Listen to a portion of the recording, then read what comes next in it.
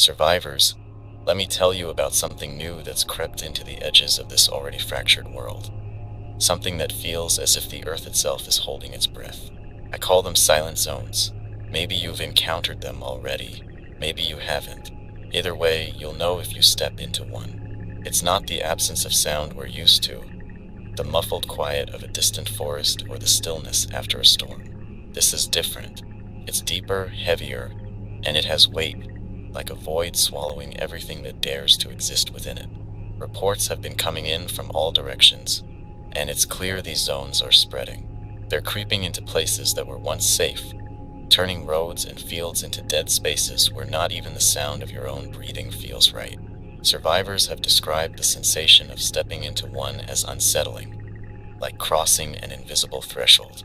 The first thing you'll notice is the absence of life. No birds, no insects, no distant groans from the infected. It's as if the entire area has been muted, silenced by some unseen force.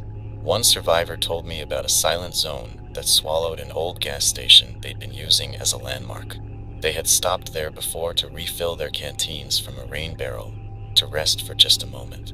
The second time they returned, it was different. The moment they stepped onto the property, they felt it. The air was thick, heavy, and pressing down on their chest.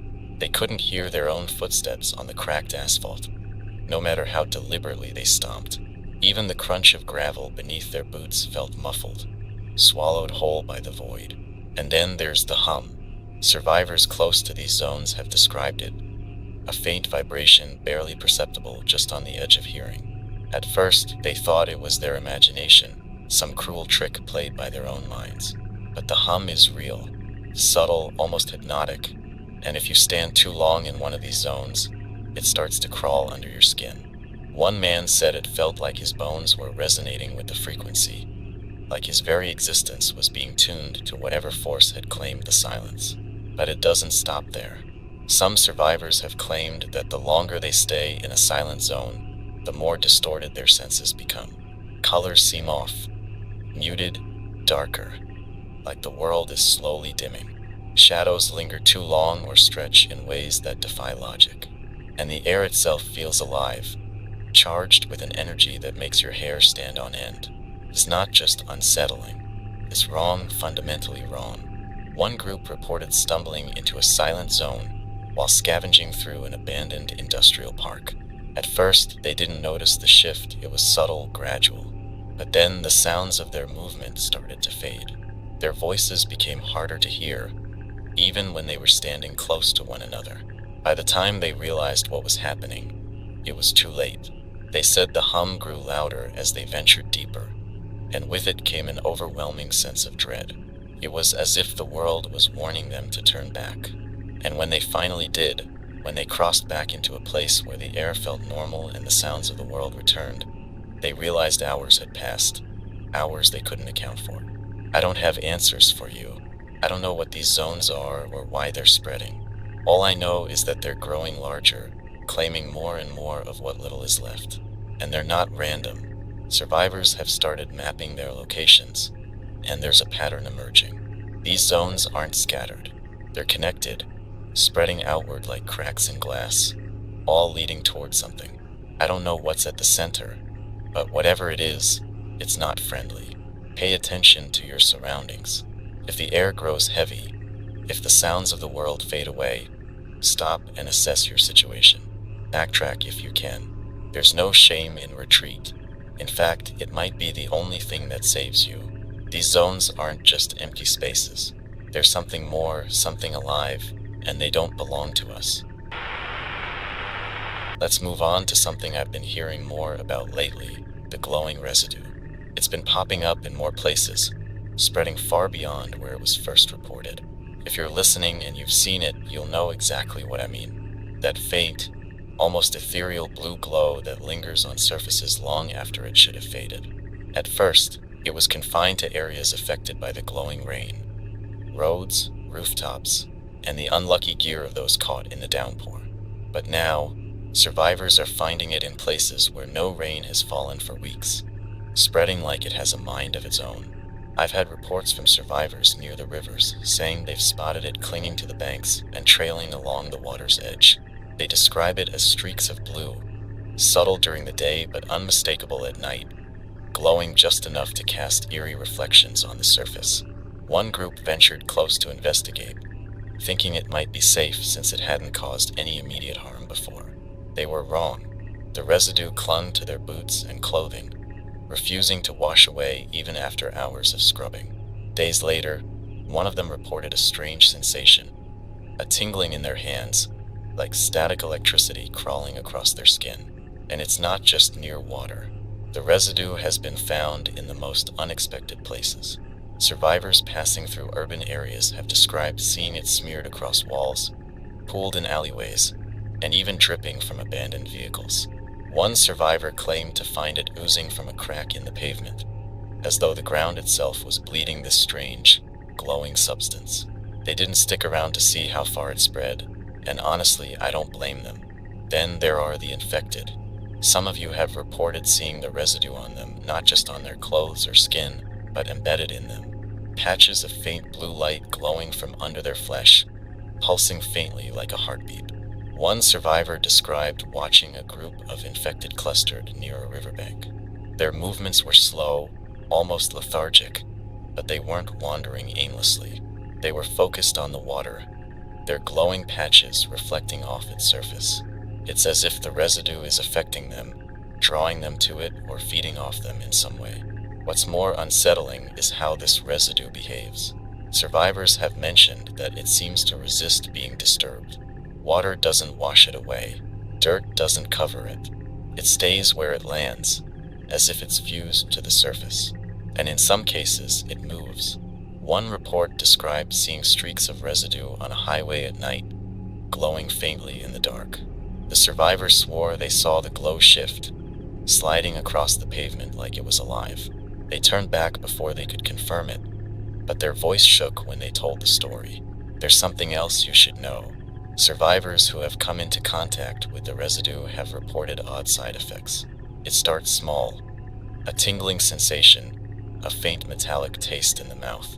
But the longer they stay exposed, the stranger it gets.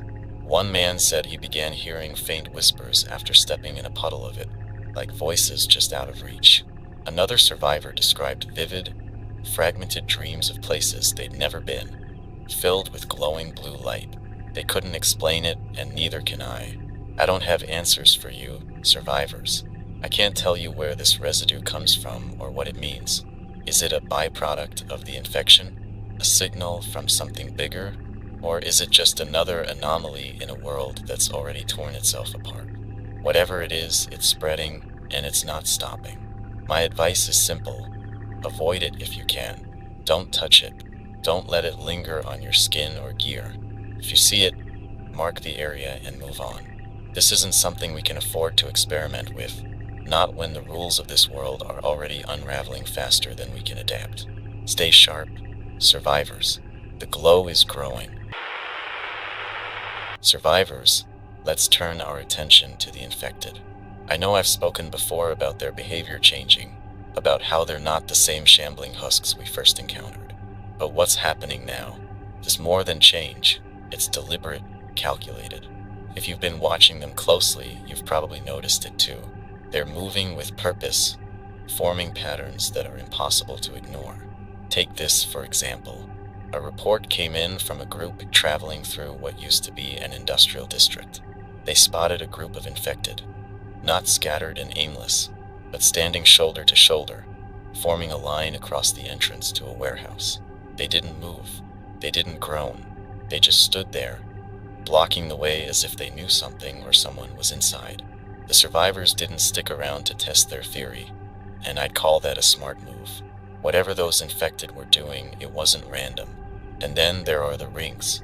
I've received multiple accounts now of infected gathering in circular formations, facing outward as if guarding something. One survivor described seeing a group of 10 infected standing in perfect symmetry around an overturned truck. They were motionless, their heads slightly tilted, their eyes fixed on the horizon. When the survivor tried to approach, they didn't attack immediately. Instead, they all turned their heads in unison, tracking his movements like predators waiting for the right moment to strike. He ran before finding out what they were protecting. It's not just about where they're standing, it's about how they're moving. Survivors have reported that infected are now avoiding traps entirely. Simple snares and tripwires that used to be effective don't seem to work anymore. One listener described watching an infected pause just inches from a tripwire, tilting its head like it was studying the mechanism before stepping over it. And it didn't stop there. It turned and gestured to the others, and they followed one by one, avoiding the trap with precision. If that doesn't send a chill down your spine, I don't know what will. There's something else I need to share. Survivors have noticed infected mimicking human movements. Start subtle, crouching when we crouch, pointing when we point. At first, it seems like coincidence, like some residual instinct firing off in their broken minds. But the more you observe, the more deliberate it becomes.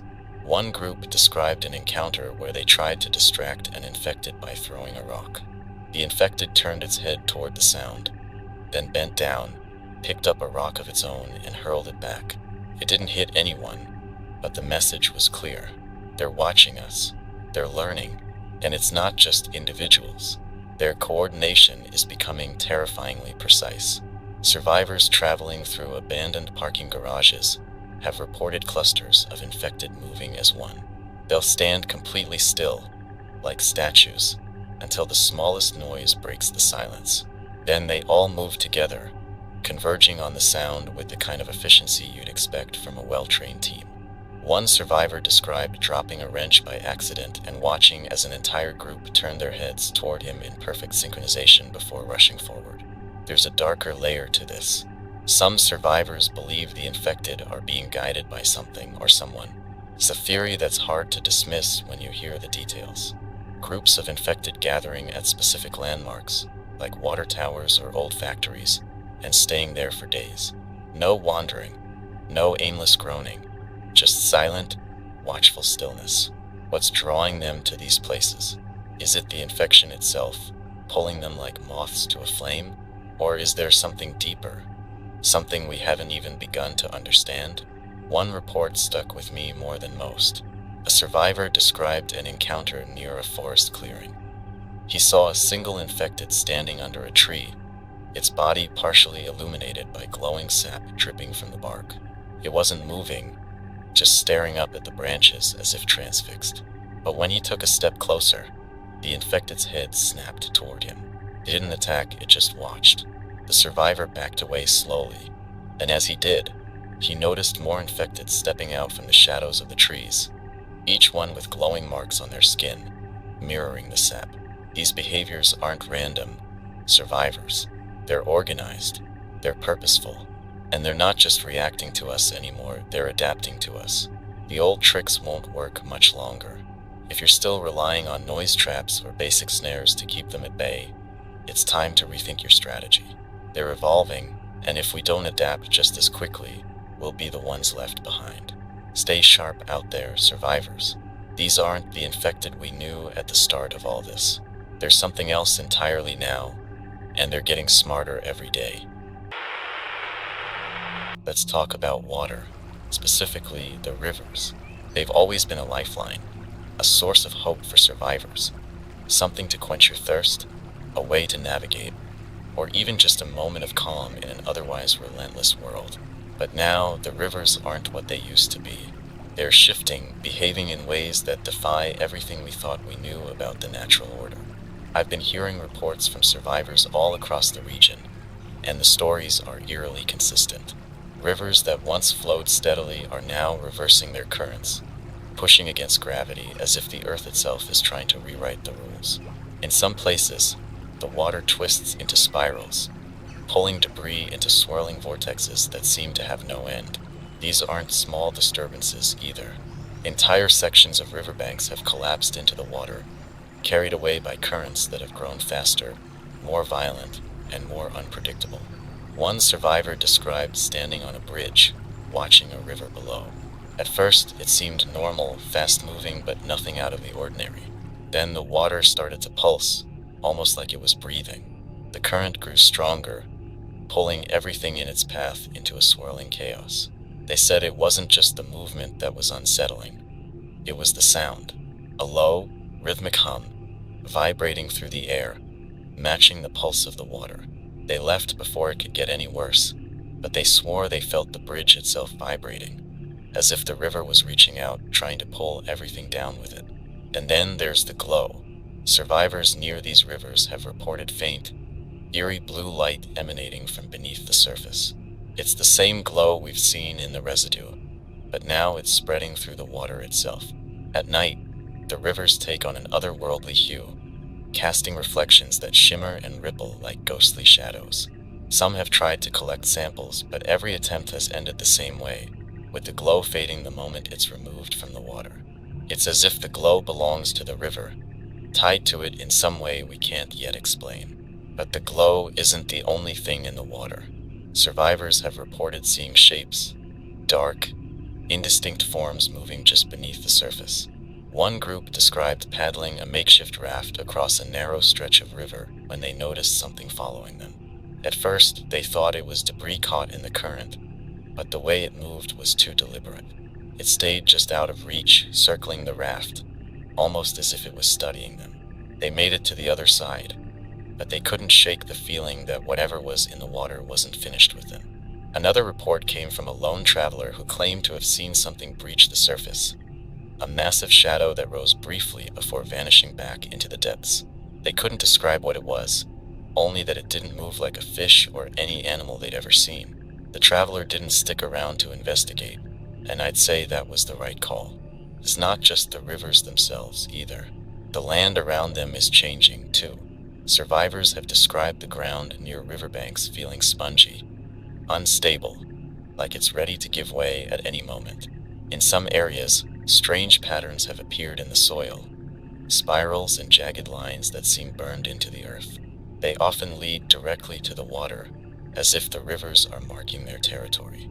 And the air near these places is different, heavier, with a sharp metallic tang that clings to your throat long after you've moved on. One thing is clear: these rivers are no longer safe. The water we once relied on is turning against us, becoming a threat instead of a refuge. If you need to cross a river, do it quickly. Don't linger near the banks, and don't drink the water. Not unless you're absolutely certain it's clean. Even then, think twice. We don't know what's causing this, but whatever it is, it's spreading. The rivers are changing, survivors, and they're taking everything around them along for the ride. Survivors, we need to talk about the land itself, how it's shifting, changing, and erasing what we thought was stable. The ground we walk on, the structures we rely on, the paths we've memorized, they're no longer constants. They're betraying us, and it's happening faster than anyone can predict. I've received reports from all corners of the region, describing roads that lead nowhere, trails that loop endlessly, and landmarks that vanish entirely. These aren't just tricks of the mind. They're real, tangible changes in the landscape, as if the earth is actively working to disorient us. One survivor described walking down a highway they'd traveled dozens of times before, only to find it abruptly ending in a sheer drop where there had been solid ground just days earlier. The drop wasn't natural. It was clean, precise, like someone had sliced the road with a blade. Bridges are disappearing, too, not crumbling or collapsing, but vanishing altogether. Survivors have reported returning to familiar routes only to find themselves standing at the edge of a river or ravine with no way across. One group described a railway bridge that had been a reliable crossing point for weeks. When they returned, there was nothing left. No debris, no signs of decay, just empty space where the structure had once stood. It's as if the world is selectively deleting itself, one piece at a time. Then there are the buildings. Survivors have shared stories of entire neighborhoods wiped clean, leaving behind nothing but bare earth or overgrown fields. One man described revisiting a gas station he'd used as a waypoint. It had been fully intact when he'd left, windows boarded, supplies hidden inside. When he returned, the station was gone. In its place was a patch of grass, untouched and pristine, as if the building had never existed. He even found a tree growing where the front door used to be, its roots firmly embedded in the ground. It's not just what's disappearing, it's what's appearing. Survivors have reported new obstructions cropping up overnight. Trees growing in tightly packed clusters that block paths, rocks that seem to have tumbled down from nowhere, and walls of earth rising where there had been open fields. One group described finding a narrow canyon where there had been flat farmland just weeks earlier. The walls were jagged and sharp, and the air inside was heavy, suffocating. They didn't explore further, and I don't blame them. Some of the most unsettling reports involve trails that refuse to let you leave. Survivors have described walking paths that loop endlessly, no matter which direction they turn. One woman told me about a dirt road she'd been using to avoid the main highways.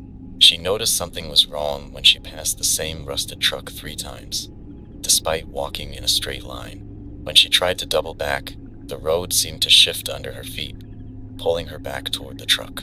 She finally escaped by climbing a rocky hillside, but even then, she said the road seemed to watch her leave. There's a pattern to all of this, survivors, and it's not random. The places where these shifts are happening most often. They are the same areas where the infected are clustering, where the glowing residue is spreading, where the symbols are appearing. It's all connected. The land itself is reacting to something, reshaping itself in ways that don't make sense. It's as if it's alive, or becoming alive, and it doesn't want us here anymore. And then there are the whispers. Survivors have reported hearing faint voices in these areas, carried on the wind or emanating from the ground itself. The voices are soft, almost musical, but they're impossible to understand. Some say they sound like words spoken in reverse, while others describe them as a series of overlapping murmurs. One group claimed to hear their own names whispered back to them, even though they were alone. Whatever these voices are, they seem tied to the places where the land is shifting. It's not just the physical changes, either. There's an energy to these areas, a heaviness in the air, a sense of being watched. Survivors have described feeling lightheaded, disoriented, even nauseous when traveling through these zones. One man said he felt as if the ground itself was vibrating beneath his feet, like the earth was warning him to leave. He didn't wait to find out what would happen if he stayed. I don't know what's causing these shifts. Is it tied to the infection, the glowing residue, something else entirely? Whatever it is, it's not natural, and it's not something we can fight. The ground beneath us, the roads we walk, the places we think we know, they're not ours anymore. The land is changing, survivors, and it's not changing for us. Survivors, we've all had those moments where the world feels just a little too quiet, where the silence isn't peaceful but oppressive, as if something is waiting to fill the void. Lately, that void has been filled with whispers. Not the kind you can brush off as the wind playing tricks or your mind betraying you in the dark. These are deliberate, purposeful, and they're becoming impossible to ignore. The reports have been coming in from all over. Whispers in deserted towns, whispers in dense forests, whispers in places where no one should be. They're soft, faint, like the dying echo of a conversation you weren't meant to overhear. But they're always there, just on the edge of your perception, enough to make your skin crawl and your heart race. One survivor told me about a recent experience while scavenging through the remains of a small suburban neighborhood. They were alone, moving quietly, keeping their head low. As they sifted through the remnants of a kitchen pantry, they heard it, a voice, clear and unmistakable, calling their name. They froze, certain it was a trick of their imagination. But then it came again, softer this time, almost pleading. They checked every corner of the house, every shadowed room, but they found no one. The house was empty, but the whispers followed them as they left, growing fainter with every step. Another report came from a group traveling near an overgrown rail yard. They described hearing whispers carried on the wind, not just once or twice, but constantly, as if the air itself was alive with hushed voices. They couldn't make out the words, but the tone was unmistakable, urgent, almost warning. One member of the group claimed to hear their own voice among the whispers, calling for help. It rattled them enough that they abandoned the area entirely, leaving behind whatever supplies they'd hoped to scavenge. It's not just isolated cases, either. Survivors near silent zones report the whispers growing louder, more persistent, the closer they get to the edge. One listener described standing near the boundary of one of these zones, listening to the faint hum that always seems to accompany them. And then, over the hum, they heard it, a single word repeated over and over: run. They didn't stick around to figure out where the voice was coming from. And honestly, who would? What's strange is how varied the whispers seem to be. Some are fragmented, broken phrases that make no sense, like pieces of a puzzle scattered in the wind. Others are eerily specific. A survivor scavenging near the ruins of a shopping center heard a whisper say, "Turn around." When they did, they found themselves face to face with an infected standing unnervingly still. The infected didn't react, didn't attack. It just stood there, watching, as if it was waiting for something. The survivor left immediately, but they couldn't shake the feeling that the whisper had saved their life. I've heard reports of whispers that don't just speak, they pull. Survivors have described an almost magnetic draw, an urge to follow the sound even when every instinct screams to turn back. One man told me about walking along an old hiking trail when he heard his name whispered from the trees. It wasn't loud, but it was enough to make him stop. He said he felt compelled to step off the path, to follow the sound deeper into the woods. But as he did, the air grew heavier, colder, and the whispers became more fragmented, like static on a broken radio. He stopped himself just in time, turning back before the whispers could lead him any farther. And then there are the whispers that seem to linger in the air long after you've left. Survivors have described hearing faint echoes of them hours or even days after the initial encounter, like the voices have attached themselves to their memories. One woman said she couldn't sleep for days after hearing a whisper say, "It's already here." The words played over and over in her mind, an unshakable reminder of something she couldn't explain. What's most unsettling is how the whispers seem tied to the environment. They're most commonly reported in areas with other anomalies: silent zones, glowing residue, and shifting landscapes. It's as if the whispers are a symptom of whatever's happening to the world, a byproduct of the infection or something even more profound. I don't have answers for you, survivors. I don't know if these whispers are warnings, tricks, or something else entirely. What I do know is this: they're not random. They're deliberate, targeted, and impossible to ignore. If you hear them, trust your instincts. Don't let curiosity lead you into danger. The whispers may sound human, but whatever's behind them is anything but. The wind isn't just carrying echoes of the past anymore. It's speaking to us, survivors. And whatever it's saying, it's not meant to bring us comfort. Survivors, let's talk about the symbols. You've seen them, haven't you? Etched into walls, carved into trees, burned into the ground. They're multiplying, spreading like a language trying to write itself into every corner of the world. If you haven't encountered them yet, you will. They're impossible to miss once you know what to look for, and ignoring them feels wrong, like turning your back on something that's staring straight at you. The symbols aren't random. That much is clear. Spirals, jagged lines, overlapping triangles. They all have a precision that feels deliberate, almost ritualistic. Survivors have reported seeing them in the most unlikely places: the side of an overturned bus, the cracked asphalt of an abandoned road, even scorched into the bark of trees in the middle of nowhere. They don't fade. They don't wear away. They stay as if they're a part of the world now, as permanent as the land itself. One survivor described finding a series of symbols along the walls of an old school building. At first, they thought it was graffiti, something left behind by the living before everything fell apart. But the more they looked, the less sense it made. The lines were too clean, too sharp, as if they'd been burned into the concrete with surgical precision. And the pattern wasn't chaotic. It led somewhere, a trail of symbols guiding them deeper into the building. They didn't follow it to the end. They said the air grew colder the farther they went, and the silence became suffocating. They turned back, and I'd say that was the right call. The symbols aren't just appearing in abandoned structures.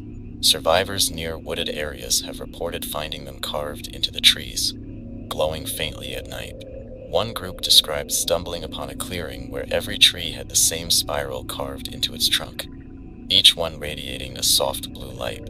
At the center of the clearing, They found a massive stone with a symbol etched into its surface, far larger and more intricate than anything they'd seen before. They didn't stay long, but they said the feeling in that clearing was like standing in the eye of a storm, calm, but with an undeniable weight pressing down on them. Then there's the question of who or what is making them. Survivors have been quick to speculate, and I don't blame them. Some think it's the infected, that these symbols are tied to their strange, evolving behavior. There's some weight to that theory. Symbols often appear near areas with high infected activity, almost like markers or boundaries. One report described a group of infected standing in a perfect circle around a symbol burned into the pavement. They didn't move, didn't make a sound, just stood there, staring at the ground as if waiting for something. Others believe the symbols are connected to the environment itself, a symptom of whatever is causing the rivers to spiral, the land to shift, and the air to hum. There's a pattern to their placement, after all. Survivors have started mapping them, and the connections are hard to ignore. The symbols cluster near silent zones, glowing residue, and areas where the landscape seems most unstable. It's as if the world is marking these places as significant, though for what purpose, I can't begin to guess. And then there are the theories that are harder to digest, the ones that suggest the symbols are a language, a message from something beyond our understanding. Some survivors claim to hear whispers when they're near the symbols, faint voices that seem to emanate from the markings themselves. One man described standing near a symbol etched into the side of a derelict car. He swore he heard it humming, a low, rhythmic sound that grew louder the longer he stood there. When he finally walked away, he said the sound followed him, lingering in the back of his mind for hours afterward. Whatever their origin, the symbols are spreading, and they're becoming more complex. Survivors have reported seeing new variations, symbols within symbols, lines that seem to twist and shift when viewed from different angles. One group described finding a set of symbols arranged in a spiral pattern on the floor of an abandoned warehouse. As they walked around it, the lines seemed to move, creating the illusion of depth, as if the symbol was reaching down into the ground. They left before testing it further, and I can't say I blame them. There's one more thing you need to know. The symbols aren't just static. Some survivors have described seeing them change. New lines appearing, old ones fading, patterns rearranging themselves as if alive. One survivor claimed to see a symbol forming in real time, the lines burning themselves into the ground before their eyes. They didn't stick around to see the final result, but the experience left them shaken, and I don't blame them. The symbols are a sign of something bigger, survivors. They're a thread in the tapestry of whatever is reshaping our world, and ignoring them won't make them go away. Pay attention to them, mark their locations, but don't get too close. They might be a map, they might be a warning, or they might be something else entirely, something we're not meant to understand. The only thing I know for certain is this: they're not here for us. Survivors, have you noticed it yet? The air is different now, heavier somehow, as though the world is carrying a weight it can't shake. Maybe you felt it too, the strange electric charge in the atmosphere, the way it clings to your skin, the way it seems to press down on your chest, making it harder to breathe. This isn't just paranoia. The air itself is changing, and whatever is happening, it's not something we can ignore. I've been hearing reports from survivors all across the region, and the details are eerily consistent. It starts with a feeling, a subtle shift in the environment that you can't quite put your finger on. The air grows still, unnaturally quiet, as if the world is holding its breath. Then comes the smell, metallic, sharp, almost acidic, like a storm about to break. But it's not the smell of rain. It's something else entirely, something that makes the hairs on the back of your neck stand on end. One survivor described walking through what used to be a bustling urban area, now nothing more than a maze of rubble and overgrown vines. As they moved deeper into the ruins, they noticed the air around them growing thicker, almost syrupy. Their skin prickled, and their ears rang with a high-pitched whine that wouldn't go away. They said it felt like walking into an invisible wall, a barrier they couldn't see but could feel with every step. The farther they went, the harder it became to think clearly, as if the air itself was clouding their mind.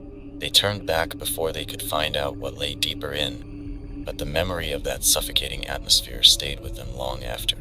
Another report came from a group traveling near the edge of what used to be a dense forest. They described feeling the air grow colder as they approached, far colder than it should have been for the time of year. Their breath fogged in front of them, and the ground beneath their feet felt brittle, like frozen glass. And then they heard it, a low hum, barely audible but unmistakable, vibrating through the air. They said it wasn't just a sound, it was a feeling, resonating in their bones, making it hard to stand still. The group didn't stay long, and they've since warned others to avoid that area altogether. There are other anomalies too, things that defy explanation. Survivors have described seeing faint, shimmering distortions in the air, like heat waves rising off pavement. But these distortions don't behave the way they should. They hover in place, unmoving, even when there's no heat, no sun to cause them. Some survivors claim to have walked through these distortions, only to feel disoriented, nauseous, as if their sense of direction had been scrambled. One man said he lost an entire day after stepping into one, waking up miles away from where he'd been with no memory of how he got there. And then there's the static. Survivors near these areas often report hearing a faint crackling sound, like static from an old radio, coming from nowhere and everywhere at once. Subtle at first, barely noticeable, but the longer you stay, the louder it gets. Some have said it feels like the air itself is alive, buzzing with unseen energy. One woman described standing near an abandoned water tower when the static grew so loud it felt like it was vibrating her teeth. She left immediately, but even after putting miles between herself and that tower, she swore she could still feel the hum in her chest. The most disturbing reports, though, involve the way the air seems to watch. Survivors have described feeling an undeniable sense of being observed when traveling through these zones. It's not the paranoia that comes with being on edge or the fear of infected lurking nearby. It's something deeper, something primal. One listener said they felt eyes on them as they walked through an empty field. Even though they were completely alone, they turned around more than once, sure they'd see someone or something watching, but there was nothing there. And yet, the feeling didn't go away until they left the area entirely. Some of you have asked if this is tied to the infection, to the symbols, or even to the silent zones. The truth is, I don't know, but the patterns are hard to ignore. These changes in the air often coincide with other anomalies. Glowing residue, shifting landscapes, and whispers that seem to carry on the wind. It's all connected somehow, threads in a web we don't yet understand. What's clear is that the air isn't just something we move through anymore. It's become part of the world's transformation, a force that's actively reshaping the environment and how we interact with it. If you feel it, if the air grows heavy, if the static creeps into your ears, if the hum begins to vibrate in your bones, don't ignore it. Trust your instincts. Whatever this is, it's not friendly and it's not natural. The world is breathing, survivors, but it's not breathing for us anymore. Stay sharp, stay aware, and keep moving forward. The air is changing, and it's taking everything else with it. Survivors, let's revisit a topic that keeps twisting itself into something darker. The infected. Every time we think we understand them, they evolve, slipping further from what we knew and closer to something we can't define. These aren't the same shamblers, groaners, or runners we first encountered. They've been changing, adapting, and those changes are accelerating. The first reports of strange behavior came months ago, but what's happening now? Something else entirely. Survivors have started seeing infected acting with an unsettling level of intent. I'm not talking about basic patterns or coincidental movements. I'm talking about strategy, something that looks suspiciously like thought. One group described watching a cluster of infected move into position to block an escape route. It wasn't a random gathering. They formed a line, shoulder to shoulder, closing in at just the right moment to trap their prey. The survivors barely escaped, and their description of the encounter sounds more like facing off against a pack of wolves than the mindless creatures we thought we were dealing with. There are other signs, too. Survivors have reported infected moving in coordinated groups, almost like hunting parties. One man described being tracked by a group of 5 infected while navigating an abandoned mall. They didn't charge blindly or scatter at random.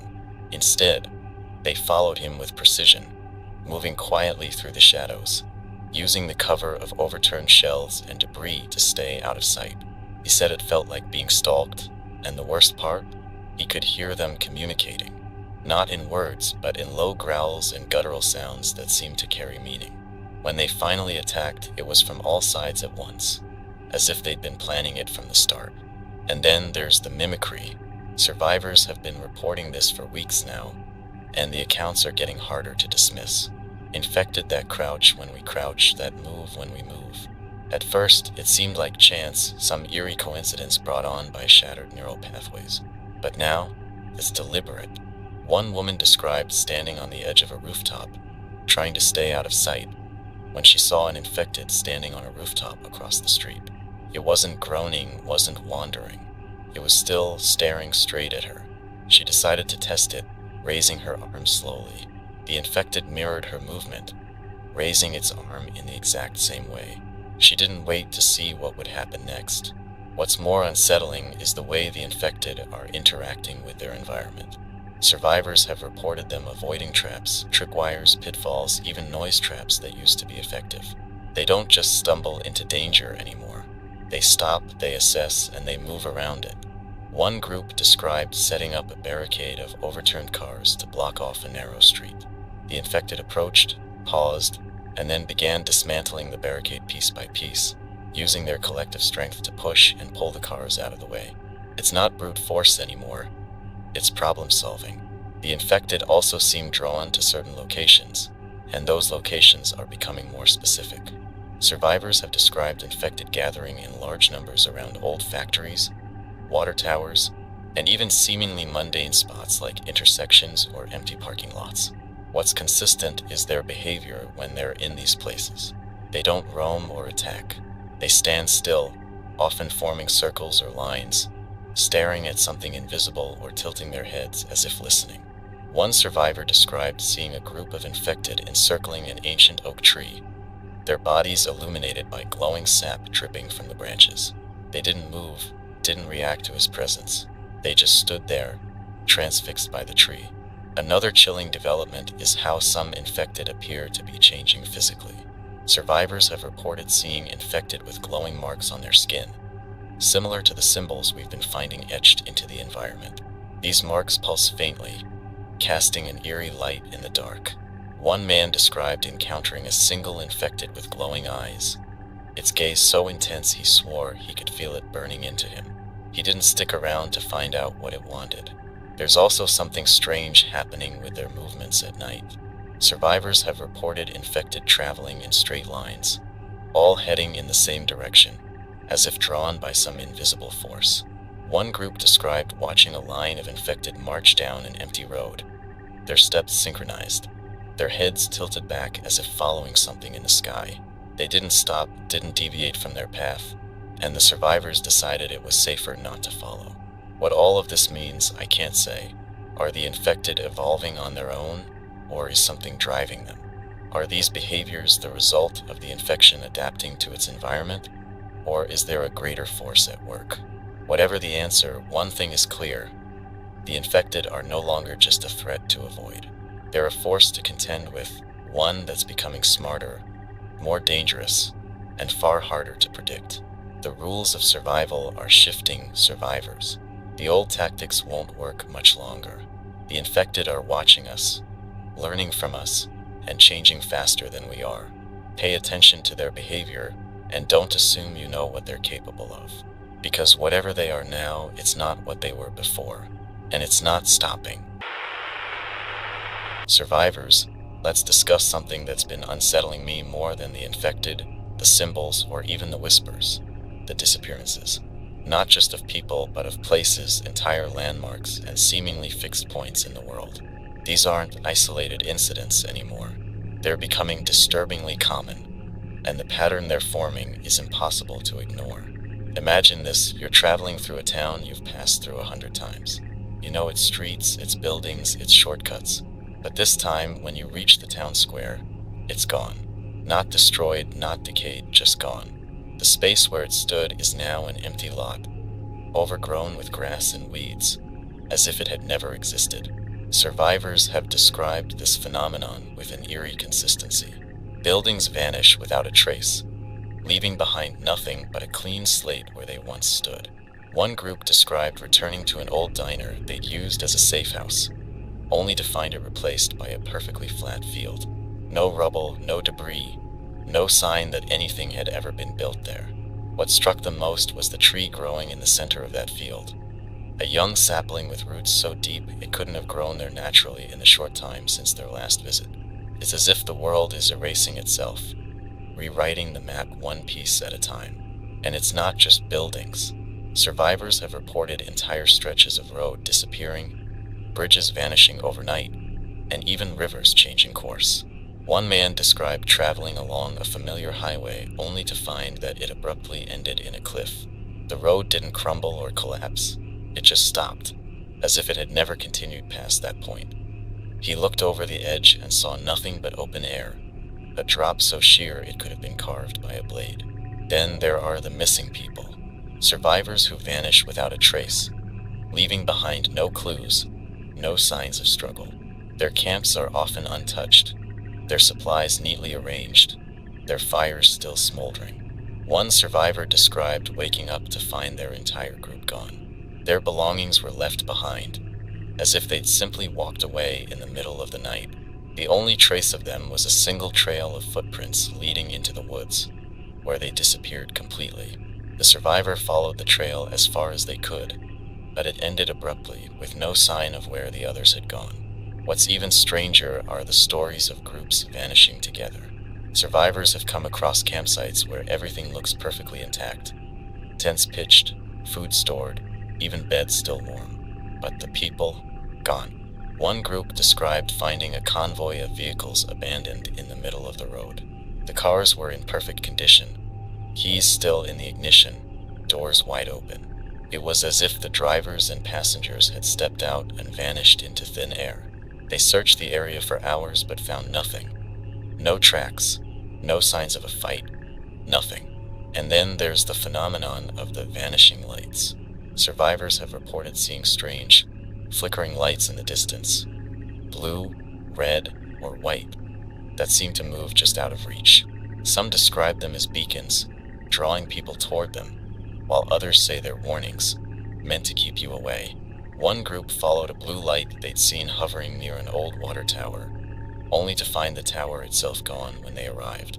In its place was a patch of scorched earth, with no sign that anything had ever stood there. The air in these areas is different, too. Survivors often describe feeling a heaviness, a sense of being watched, as if the environment itself is aware of their presence. One listener told me about a time they passed through a town that should have been bustling with infected but was eerily silent instead. As they moved through the empty streets, they noticed the buildings seemed wrong. The angles were slightly off, the windows darker than they should have been, and the doors all slightly ajar. They left quickly, but when they looked back, the town seemed to shimmer, like a mirage, before vanishing entirely. What's causing these disappearances? Some believe it's tied to the infection, that whatever force is reshaping the infected is also warping the world around them. Others think it's something separate, something older, something that's been waiting for a moment like this to awaken. Whatever the cause, the implications are terrifying. If the world itself is no longer fixed, if even the ground beneath our feet can vanish without warning, then what can we rely on? Survivors, if you notice familiar landmarks disappearing or paths that don't lead where they used to, trust your instincts. Mark your maps, take note of the changes, and don't linger in places that feel off. The world is shifting, rewriting itself in ways we don't understand. And if people you know disappear without explanation, don't assume they were taken by the infected. There may be something else out there, something pulling at the edges of reality, unraveling it thread by thread. The land is no longer ours to claim, survivors. It's erasing itself, piece by piece, and taking us with it. Survivors, we've reached a point where calling these events unexplainable feels redundant. The world is layered with riddles now, each more perplexing than the last.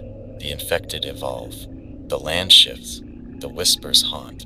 But there's something else, something more deliberate, more focused.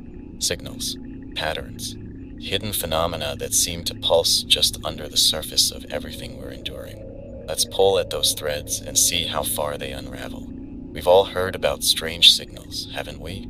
Survivors have been picking up faint transmissions on radios, signals that don't belong to any known frequency. At first, they sound like static, a dull, crackling buzz. But the longer you listen, the more you notice patterns, rhythms, snippets of garbled words or tones that feel almost musical. One survivor described picking up a signal while trying to tune into a weather broadcast. The voice on the other end wasn't human. It was too smooth, too even, speaking in a cadence that didn't match natural speech. They couldn't make out the words, but they described the tone as commanding, as if it was delivering orders or instructions. The signal cut off abruptly, leaving behind only the faint hum of static. Others have reported similar experiences. One group scavenging near an old broadcast tower said their handheld radio picked up what sounded like overlapping voices. Hundreds of them, all whispering in unison. The voices didn't form coherent sentences, but the rhythm was hypnotic, almost chant-like. They tried recording the signal, but every device they used either failed or erased itself entirely. When they left the area, the signal faded, but the memory of it didn't. They said it felt like the voices had followed them, a distant echo that refused to be forgotten. It's not just audio signals, either. Survivors have started noticing strange visual phenomena. Lights in the sky, symbols appearing and disappearing on reflective surfaces, even entire patches of land that seem to shimmer like a mirage. One man described traveling through a dense forest when he noticed a faint blue glow in the distance. He thought it was another survivor, maybe someone with a flashlight or a fire. But as he approached, the light moved away, always staying just out of reach. When he finally gave up and turned back, the glow vanished completely. Later, he found his compass spinning wildly, unable to find north. Another report came from a group traveling near the remains of an industrial complex. They described seeing flashes of light, quick bursts of white and blue, coming from the top of a crumbling smokestack. At first, they thought it was lightning, but the sky was clear, and the flashes followed no natural rhythm. They decided to investigate, but as they got closer, the air grew heavier, charged with a static-like energy that made their skin prickle. When they reached the base of the smokestack, the light stopped. All they found was an unnatural warmth in the metal, as if it had been exposed to some invisible heat. They didn't climb it. Something about the silence that followed made them feel like they weren't alone. Survivors have also reported what I can only describe as phantom reflections. Images that appear in glass, water, or metal that don't match what's in front of them. One woman described looking into a cracked mirror in an abandoned house and seeing her reflection blink, even though she hadn't. Another man said he looked into a puddle and saw a landscape he didn't recognize, a barren desert stretching into the horizon, even though he was standing in the middle of a forest. These aren't isolated incidents. They're happening more frequently, and they seem tied to the places where other anomalies are most pronounced. There's also the matter of time. Survivors have started reporting lapses, moments where they lose hours, sometimes days, with no memory of what happened. One listener described walking a familiar path to a known safe house, a journey that should have taken an hour at most. When they arrived, it was dark, and their watch showed that 6 hours had passed. They had no memory of stopping, no sense of time slipping away. The strangest part, they felt no hunger, no thirst, as if their body had simply skipped over the missing time. It's not the first report of this, and I doubt it will be the last. Then there are the places that shouldn't exist. Survivors have stumbled upon structures and landscapes that defy explanation. Buildings that weren't there before, trails that lead nowhere, rooms that loop endlessly. One group described entering a warehouse where every door brought them back to the same room, no matter how many times they tried to leave. They eventually smashed a window to escape, only to find themselves stepping out into a different part of the city than where they'd entered. They didn't look back, but the experience left them shaken, unsure of what was real. The most chilling reports, though, involve what people are calling observers. Figures seen at the edges of vision, motionless, featureless shapes that vanish the moment you try to focus on them. Survivors have described seeing these figures in abandoned buildings, standing silently in doorways or watching from distant hills. They don't move, they don't make a sound, but their presence is undeniable. One man said he saw an observer standing at the end of a long hallway in an old apartment complex. When he turned the corner to confront it, the hallway was empty, but the air felt charged, heavy, like he just missed something significant. Survivors, these phenomena aren't random. They're connected, threads in a tapestry we don't yet understand. Signals, lights, reflections, time itself. It's all shifting, bending under the weight of whatever is reshaping our world. Whether it's tied to the infection, the environment, or something deeper, I can't say. What I can say is this: pay attention to the patterns. The world is speaking to us, survivors. We just don't know the language yet. Survivors, as I sit here speaking to you through this fragile connection, I find myself thinking about the threads that hold us together. The world as we knew it is gone, rewritten by forces we barely comprehend. Yet here we are, clinging to whatever fragments of normalcy we can find. That's the power of survival, isn't it? The refusal to let go of hope, even when it seems absurd. This broadcast has been about more than just updates and warnings. It's about connecting the dots, trying to make sense of a world that no longer makes sense. From the infected who seem to grow smarter with every passing day to the vanishing landmarks that defy the rules of reality, everything is shifting. But if there's one thing I've learned, it's that survival is about adaptation. The world changes, and so must we. Think about the infected. They've gone from mindless predators to something far more dangerous. They mimic us, they strategize, and they've started moving with purpose. Yet we're still here. We've learned to stay quiet, to stay out of sight, to think 2 steps ahead. It's not just the infected that have evolved, we have too. Every step we take, every moment we endure, is proof of our ability to adapt. And then there's the environment, reshaping itself into something unfamiliar. Silent zones that swallow sound and light, glowing symbols that seem to pulse with meaning, rivers that flow in unnatural spirals. It's as if the world is alive, bending itself around us. But even in the face of these changes, survivors have found ways to navigate, marking safe paths, avoiding dangerous zones, recognizing the signs of danger. These small acts of defiance remind us that we're still in the fight. The phenomena we've discussed, the whispers, the signals, the vanishing places, are terrifying, yes, but they're also opportunities.